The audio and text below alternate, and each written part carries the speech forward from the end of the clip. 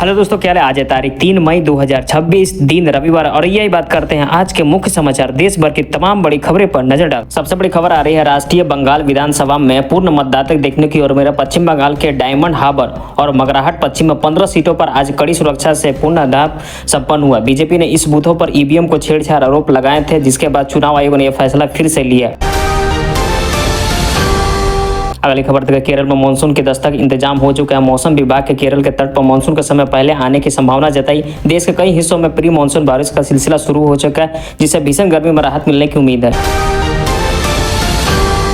अगली खबर देखते हैं राहुल गांधी का मानहानि मामला देखने को मिल रहा है। उत्तर प्रदेश के विशेष अदालत में कांग्रेस नेता राहुल गांधी के खिलाफ चल रहे एक पुराने मानहानि मामले में कल महत्वपूर्ण फैसला सुनाती है। सुरक्षा के मजदर अदालत परिसर में भारी पुलिस बल तैनात किया जाएगा। केदारनाथ से एक सबसे बड़ी अपडेट आ रही है कि खराब मौसम में भारी बर्फबारी चलते पिछले 3 दिनों में केदारनाथ के दाम 50% हेलीकॉप्टर टिकटें कैंसिल कर दी गई है। प्रशासन ने यात्रियों में अपील की है कि मौसम साफ होने तक सुरक्षित स्थानों पर ही रुके। अगली खबर देखा जा रहा है कि सेहत पर एक पीएम ने ट्वीट किया कि प्रधानमंत्री नरेंद्र मोदी यूपी कांग्रेस अध्यक्ष अजय राय के खराब स्वास्थ्य पर चिंता जताते हुए जल्द ठीक होने की कामना की। लखनऊ अस्पताल में बढ़ती स्थिति फिलहाल स्थिर बताई जा रही है।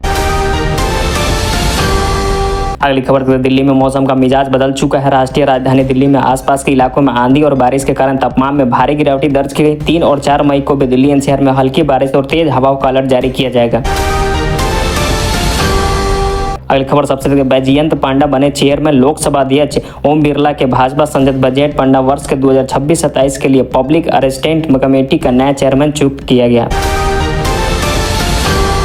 अब खबर देखते हैं अंतर्राष्ट्रीय अमेरिका ईरान तनाव को देखने को मिले। राष्ट्रपति डोनाल्ड ट्रंप ने ईरान के कड़ी चेतावनी देते हुए कहा कि वह किसी भी कीमत पर ईरान को परमाणु हथियार नहीं बनाने देंगे। ट्रंप के ईरान पर बातचीत के प्रस्ताव को ठुकराते हुए नाकामी बताया गया।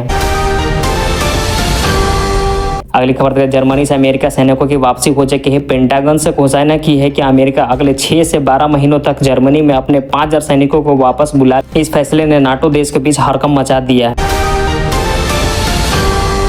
ब्रिटेन से सबसे बड़ी खबर है। ब्रिटेन के खुफिया एजेंसी ने देश में बड़े आतंकी हमले की आशंका जताई। सुरक्षा स्तर पर अंतिम गंभीर श्रेणी में डाल दिया गया और सार्वजनिक स्थानों पर गश्त बढ़ा दी गई है। ईरान से एक सबसे बड़ी अपडेट आ रही है कि अमेरिकी नोटबंदी और आर्थिक प्रतिबंधों के कारण ईरान के पिछले कुछ महीनों में लगभग 4.8 अरब डॉलर का घाटा हुआ है। पेंटागन के दावे के अनुसार ईरान की अर्थव्यवस्था चरमरा रही है। अगली सबसे बड़ी खबर देखते हैं मजदूर दिवस पर वैश्विक प्रदर्शन देखने गया। 1 मई को शुरू हुई मजदूर दिवस का प्रदर्शन अब भी कई देशों में जारी है। ईरान युद्ध और बढ़ती महंगाई में युद्ध में दुनिया भर में कई शहरों में श्रमिकों ने विरोध मार्च किया। अब खबर देखते हैं बैंक और फाइनेंस से आरबीआई ने एक उप गवर्नर घोषित किया। रोहित जैन को भारतीय रिजर्व बैंक का नया उप गवर्नर नियुक्त किया गया है। उनकी नियुक्ति 3 मई 2026 को प्रभावी होगी। वह टीवी रविशंकर का स्थान लेंगे, जो हाल में ही सेवानिवृत्त हो चुके हैं।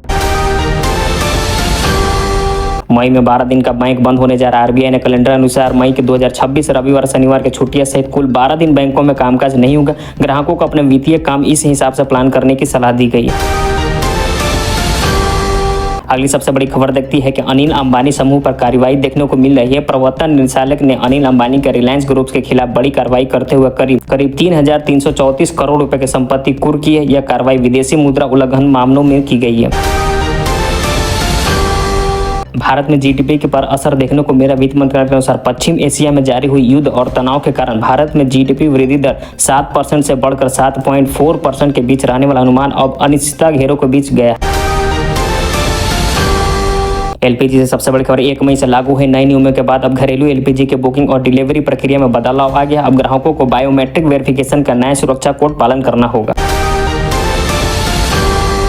अब सबसे बड़ी खबर देखते हैं यूपी, बिहार और झारखंड से बिहार मंत्रिमंडल विस्तार हो चुका है। बिहार में मंत्रिमंडल विस्तार को लेकर गमगमाही तेज हो चुके। मुख्यमंत्री नीतीश कुमार और भाजपा नेतृत्व दिल्ली बैठक में होने की संभावना, जिससे नई मंत्रियों के नामों पर मुहर लग सकती है। झारखंड में आंधी बारिश का अलर्ट जारी हो चुका है। झारखंड के कई जिलों में अगले 48 घंटों में ऑरेंज अलर्ट जारी किया। 50 प्रति किलोमीटर की रफ्तार से तेज हवाएं और वज्रपात की चेतावनी दी गई है। यूपी में बिजली संकट पर सख्ती देखते हुए यूपी में भारत सरकार ने गर्मियों के लिए निरंतर बिजली आपूर्ति सुनिश्चित करने के लिए अधिकारियों को सख्त निर्देश दिया है। लापरवाही बरतने के लिए बिजली घरों में अधिकारियों को सीधे कार्रवाई की जाएगी। अब सबसे बड़ी खबर है बीपीएससी से बिहार लोक सेवा आयोग के द्वारा नए चरण की शिक्षा भर्ती को परिणाम की घोषणा की तारीख कल स्पष्ट हो जाएगी। लाखों अभ्यर्थी इस परिणाम का इंतजार कर रहे हैं। झारखंड में कोयले को खदान में एक सर्वे को देखकर केंद्र सरकार ने झारखंड में पुरानी और बंद पड़ी कोयला खदान के निजी क्षेत्र की मदद को दोबारा शुरू करने के लिए विस्तृत सर्वे शुरू जारी की है। यूपी बोर्ड से आ रही उत्तर प्रदेश माध्यमिक परीक्षा के 10वीं और 12वीं के मार्कशीट में सुधार के लिए विशेष कैंप लगाने का निर्णय किया, जो 3 मई के बाद जिलों में शुरू हो जाएंगे। बिहार में गंगा का जलस्तर बढ़ चुका है। गंगा और उसकी सहायक नदियों में जलस्तर में तेजी से गिरावट दर्ज की जा रही है, जिससे जल आपूर्ति योजनाओं पर असर पड़ने वाली है। झारखंड में नक्सल विरोधी का अभिमान हो चुका है। ओडिशा सीमा में सुरक्षा बलों के एक नए सर्च ऑपरेशन के दौरान नक्सलियों के एक गुप्त ठिकाने का ध्वस्त करके भारी मात्रा में विस्फोट बरामद किया गया।